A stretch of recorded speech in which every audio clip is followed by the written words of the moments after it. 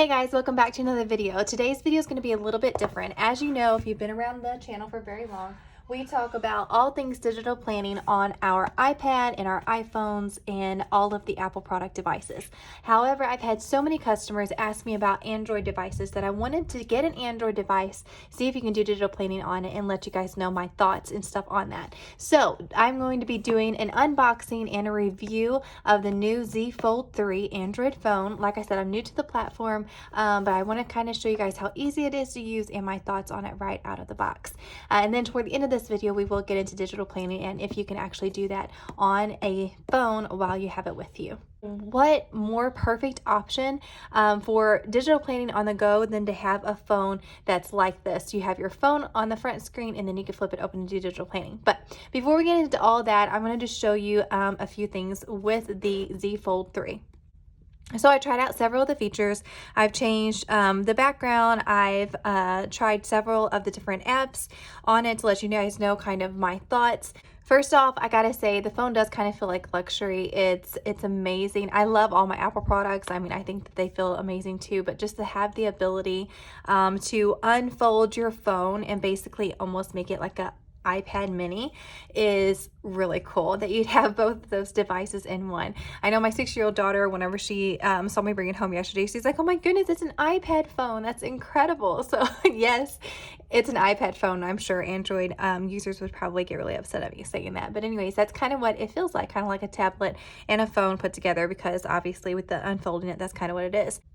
I figured this line in the middle would really get on my nerves because some people were saying that it bothered them. I am very graphic. Like, I love my graphics. I loved the high quality. I love things to look smooth. That sort of thing. I'm OCD kind of in that way. The line didn't bother me at all. Like, you hardly even noticed it at all while I was on YouTube, while I was actually using it. The line did not bother me at all. I will say that this screen out here, like, I love the feeling of it in my hand. I feel like it fits really nicely, but I will say that this is just skinnier than what I am used to. You can still view your apps and stuff the same, so let me just go ahead and pull up an app that you guys are going to be familiar with, like Facebook.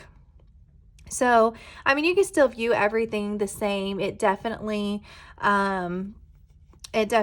you know, goes to the size and it looks nice. I will say that on the inside, I was kind of disappointed with a few apps. So if we open this up, let's get right into it. Let's go ahead and go to Facebook because that's what I was just on. Okay, so when you're on Facebook, this is very upsetting to me. I can't even read the text with this post.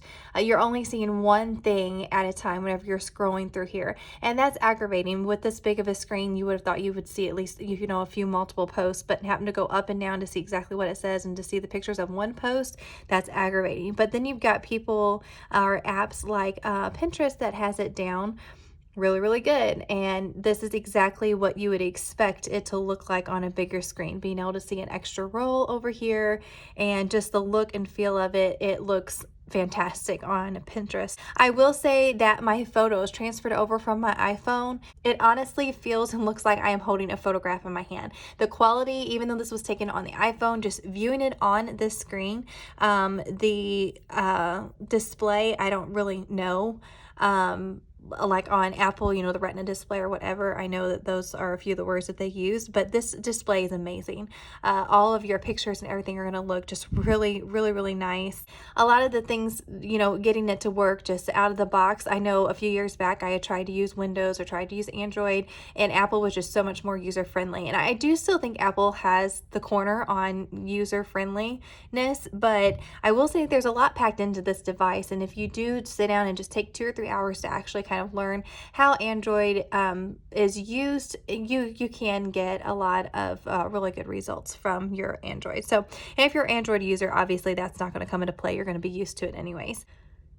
And then shopping on Amazon, everything in this bigger screen, and to have this bigger screen at your fingertips all the time is just, it's really amazing. It's really cool. If you're definitely use this for a shopping or entertainment device, you know, TikTok, YouTube, Facebook, Instagram, watching movies, texting, all of that type of stuff. Oh my word, this is a dream device. If you can afford it, it comes at a high price tag, but if you can afford it, definitely it is an amazing device. I did take a few pictures on it, and I think that the quality was absolutely amazing. I did not have like pictures that I can actually show you. It was of my kiddos and they were in their PJs and stuff, but like the portrait mode on rear facing both sides, like picture quality was absolutely amazing. Like Instagram, it doesn't fill up the whole screen yet, and Facebook, I don't feel like they've really transferred over yet. It's almost like it needs to have the iPad viewing technology, you know, on the inside, but then view it mobile on the outside. So I don't really know. Pinterest definitely has it figured out. But Instagram and Facebook, I feel like, are a little bit behind on really taking advantage of the whole screen there. Google Drive, of course, is what you're going to use instead of Files if you are an Apple user. And then this little button down here gets you to the home, and this little button here is going to take you to all of your apps that you have open. And then, like I said, changing the background, changing widgets, just hold down and press. It's really easy once you kind of figure out a couple of I kept typing in here to try to find some of my apps, and I realized, hey, that's Google. That's like, yeah, Google. You can't type in for apps right there. You have to scroll up and then search up here if you're trying to find a certain app. Of course, you have the Google Play Studio instead of the App Store. So there's just a few differences here and there. But overall, I think it is an amazing device. And if I didn't already have an Apple where everything's synced and I was just used to that platform, I would definitely be getting this phone. This phone is amazing. It feels like quality. Like I said, I think the pictures take better. My kids are in love with this device, but obviously it's way too high for a kid to have. But they were very much enjoying the feel of it and just how nice it looks and how it feels in your hand. So getting into one of the main reasons why I got this phone is to see if you guys could do digital planning with it. And I'm here to tell you that digital planning is totally doable on an Android. You can use any of our products on our shop. I think we only have one product that's the seasonal sticker book that you would not be able to use on this device because it does not have individual PNGs. But all of our normal sticker books have individual PNGs, so that works with this. And all of them come with like GoodNotes and PDF files, and PDF files is what you're going to want to use if you are using this. So let me show you my two favorite apps for digital planning, and they both have kind of pros and cons. If you're used to GoodNotes 5, I'll be relating some of the stuff back to that. But the two apps that I found that are incredible for digital planning on an Android are NoteShelf, which is a paid app, and then you have xodo, I believe is how you pronounce that. It's spelled XODO. I believe there's a paid version of this, but I just got the free download to just kind of see how it works. I'm not really sure what the differences are between the basic light version and the paid version. I'll see if I can get into that here in just a little bit. But basically, I just wanted to show you what a digital planner looks like on this amazing, amazing phone. So before, if you're using an iPad and all you have is your phone out and you're at the grocery store and you really want to look at something, but you do not have it on like an iPhone planner, it's on your iPad planner at home. You scroll up and you find your app. This is what you'd have to look at on your phone, right? So you could still go and find what you need on here, but it's going to be a little bit harder because of the size, right? But on this planner, you can actually, let me go back to the home screen. But on this, if you find your planner and you're in the store and you're wanting to check something, you can open it up and it fits perfectly. It is amazing. It looks like quality. I mean, it looks so amazing to have a planner like this in your hand. All of the tab work, so this is going to take you to all of your different months. You've got your blank sections over here to add in your own inserts, and then you've got notes and you've got goals and stuff down here at the bottom. It looks amazing. If you hit September and then go into the monthly view, that's there. It has all of, if this was a daily planner, the days would be linked. This is just a monthly planner, so I'm going to go to, this is just a weekly planner, so I'm going to click on one of those dots on the left hand side and it's going to take me to the weekly view. So I did this really quickly last night to kind of show you what you can do. I did all of this on this Z Fold 3 phone. It is amazing. You can add in your images, you can add in your stickers, and you can add in text, and you can add in writing. I will say that the text was a little bit disappointing with an Android because it only came with a few options that you could use, a few font options. And I think that there's a way around that, but I think it's kind of this whole long process where on the Apple device, it's kind of easy to get new fonts. That was one of my downfalls. The other downfall was having the pen. Now, this does have a pen that you can buy for this. It's called the S Pen or the S Pen Pro, and it will work with this. And from all the reviews and stuff that I'm seeing is it does offer pen our palm rejection, which is the huge thing. If you're wanting to use a stylus and wanting to use a digital planner, you want something with palm rejection. So whenever you're laying it down or using it in the air, whenever you're sitting here writing on it, it's not writing everything like from your palm, right? So that's one of the absolutely huge things. And from what I've read, this offers palm rejection. Now, I cannot get my hands on one of the pens. They are sold out everywhere, and I don't know if I'm going to be able to get my hand on a pen before I actually I'm probably going to take this product back just because I am an all Apple user and I just want to try it out for my customers. So I may not be able to have a pen to show you exactly what it's going to look like, but it does have palm rejection. So that is going to make all this a lot easier. I will show you what I wrote with. I wrote with a cheap pen from Amazon, which I do not recommend. This is a $9.99 pen from Amazon. You're going to want a palm rejection. You're going to want to go ahead and spend the money if you're going to use your digital planner a lot to write, and you're going to want to get that one with palm rejection. Okay, we're going to change this to, we're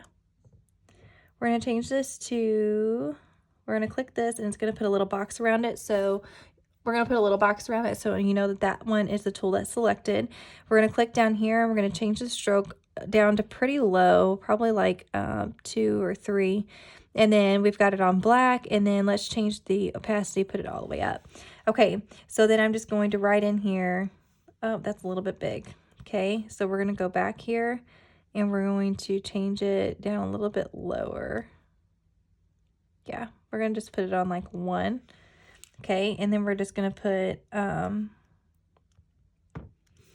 YouTube video here. Okay, so like I said, I can't write the best in the world because I can't put my palm because I can't put my palm on the screen. So if you're wanting to move up or down, use 2 fingers. 1 finger is going to make a line. But if I was to put my palm on the screen, it see, it doesn't recognize anything. It goes nuts. It's crazy. So you definitely want to go ahead and invest in one of the ones that's going to offer palm rejection, especially if you're wanting to do digital planning. But it is totally doable. You can write in, like I said, I wrote in with that. Okay, so if you want to do digital planning on an iPad, there's a few different things that you need to be able to do. These stickers are stickers from our shop that's totally doable on the Android. These came from like the September sticker pack. We have Instax, we have full quote widgets, and then we have other widgets which have menu, to do, little memory stickers where you can put in pictures there. We have baby, photography, work, business, all different kinds of widget packs that you can buy that you can truly make the planner your own by adding those in here. And then of course you can use your writing, you can use text, importing your stickers and your images, and then using the lasso tool. Those are going to be your main tools to use for digital planning. So I am in the Xodo app, and up here at the top you can hit view, you can view it full page, and then you can go to any of the screens that you want to go to within your planner just by clicking it. And then if you click in the middle again and then click this, you can hit this annotate button. Okay, so let's go back to a page where we actually have something going on here. Okay, so then you're going to click in the middle of the screen and you're going to hit this, and if you hit this annotate button up here, you have the option to add in text, you can draw, you can erase, and you've got this lasso button. So this lasso icon allows you to lasso 2 things at once. So I have an image and a sticker here, and say I want to move it over here, I could click off, or I could say nope, I like it better over here, and then whenever you click off, it stays right there. So I absolutely love that. And then the same goes for the stickers. You can just lasso those and you can move it wherever you want. So say I like these stickers over here, I'm going to just leave that over there, and then you can always hit the back undo button if you want to put it back where you had it. So love that. How you can write, again, I showed you just hit this, and then whenever you hit this, your options come up right here. You can click this and you can change the stroke size, the opacity, the pressure, all that kind of stuff, and then you can just simply start writing. So I can zoom in here and I can type in hello. A quick way to erase, you can just hit lasso and erase all of that. So I'm going to make my a little bit thicker, and then I'm just going to write in the middle hello. And again, you can actually make it to say something that you wanted to say. So that's how you can write right inside your digital planner there. And then of course you can use the lasso and move all this around. You can make it smaller, and then you can touch in the middle and you can move it around to just put it on a certain day like that. And then so that's that. And then you have your erase tool, which is just self-explanatory, and then you have your text tool. So if you click on your text up here, you can change your text color. It has a little hex code where you can type in an exact color that you want to match. Our stickers come with the hex codes and stuff, so you can match all of that.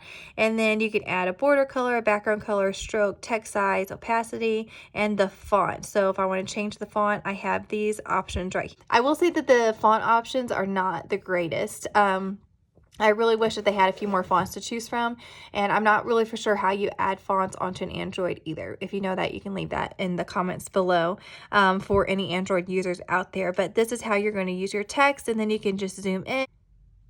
Okay, so I am going to add some text right down here. And then before I start typing, I'm going to click on this up here, and I'm going to change my text size. So it's on 30. I'm going to move this way down to like 12, and then click off. And then I'm going to start typing in here, working today. Okay, and then I'm going to put this right here. And then I'm going to hit it's like a little highlighter tool, and I'm going to change it to like a pretty dark mauve there, and then I'm going to change it up, and then I'm going to bring the opacity way down, and then I'm just going to zoom in and I'm going to highlight it so you can see there. And if you follow me, you know some of the little tricks and stuff that I do all the time. So that's how you're going to add text, and then you can highlight it to make it look really pretty. And then I've showed you drawing. So now I'm going to show you how you're going to actually import stickers and images on here. Okay, so if I want to add a photo, I'm going to highlight, make sure that's grayed out, that square is, and then I'm going to select somewhere up here. It's going to bring up my 4 options down here. I'm going to hit gallery, and then I'm going to add this cute picture of my daughter here.